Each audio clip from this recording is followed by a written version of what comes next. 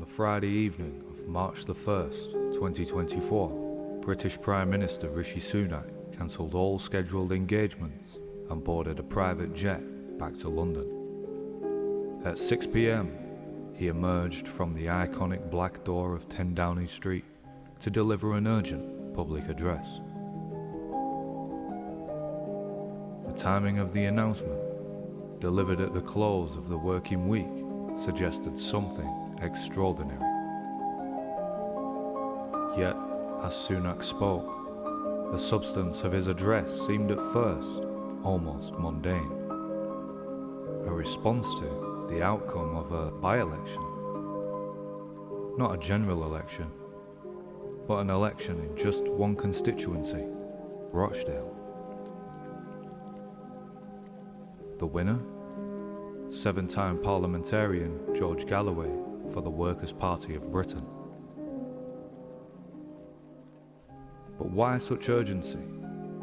Why did the Prime Minister of the United Kingdom feel compelled to address what, in any functioning democracy, is a routine occurrence?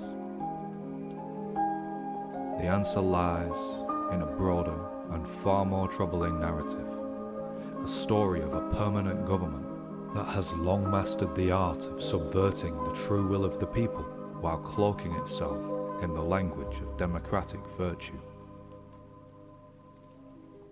Rishi Sunak wasn't elected to lead the country, not by the public and not even by his own party. And as for David Cameron, who never ran for public office again, was now handed the office of Foreign Secretary, bypassing elections entirely through an appointment to the House of Lords. Conservative or Labour, it is no secret that the British state has always played a key role in the overthrowing of democratically elected leaders of other nations. It is also no secret that the British state forms cosy alliances with regimes notorious for human rights abuses, a track record riddled with contradiction. And perhaps nothing exemplifies this hypocrisy better than its unwavering support for Israel, a nation stood accused by the United Nations and the world's highest courts of committing war crimes and genocide after decades of violations of international law. A siege is appropriate? Cutting off power, cutting off water? Well, I think that Israel does have that right. And for over a year, millions of Britons had taken to the streets in outrage at their government's support for Israel during its brutal campaign of genocide in Palestine. What began as an outcry against British foreign policy quickly evolved into something far more profound. A reckoning with a system that not only takes their money to provide an infinite supply of material for endless wars and genocide, all while making spending cuts at home on the services we all need, but blatantly rejects the will of the people by design, through the ironclad consensus of all the political parties the establishment has on its menu.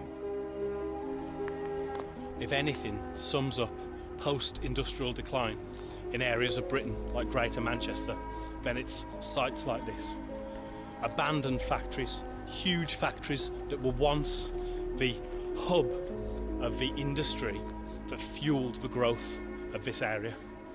Absolutely decaying around us. In Rochdale like 2023 for my video. It's fucking shite. Why'd you say that? Crazy. Crazy? Too many homeless people, my friend. I see this everywhere. Yeah. This is the man here. Yeah. This is the man that supplies the I've food. took things from Lala to Manchester with me. Yeah, we give it out to Balloons, homeless charities, Berry, food, Bolton, bread, everywhere. Yeah, and I we spread the go gospel everywhere with over this there. stuff, yeah. While he's here, Yeah. I spread the gospel over there. Oh, that's I'll nice. take the balloons down to Lala. Yeah, you do. You take the bread. praise your work make every sandwiches day, over don't there for the homeless. So you give people free curries and rice Rice and and to the food, homeless? yeah. Thank you very much. Can I give you a little bit of money to help you? The election of the Workers' Party of Britain, however, was a rupture. Historically, such energy was contained by establishment networks loyal to the status quo, an array of controlled political parties and figures, aware or not, cultural, racial division, fake debate shows, media smears, exclusion and censorship, all carefully dividing, managing and redirecting action into ineffectual channels that pose no threat to political power. But this time, something was different. The energy on the ground could not be neutralized.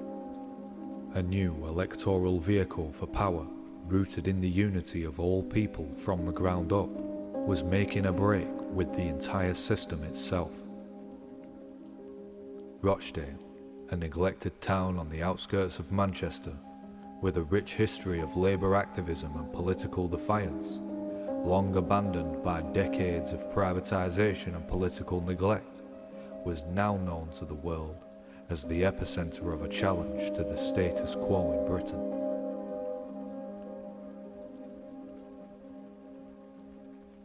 To grasp the full significance of that March evening, and why the establishment panicked at the sight of a single by-election victory, we must uncover the broader, unspoken war being waged against the vast majority of the British people, just as it is waged against those who resist it around the world. This war reflects an ever-widening split between our interests and those of a political class who, with each passing year, reveal their indifference to Britain as a nation of people.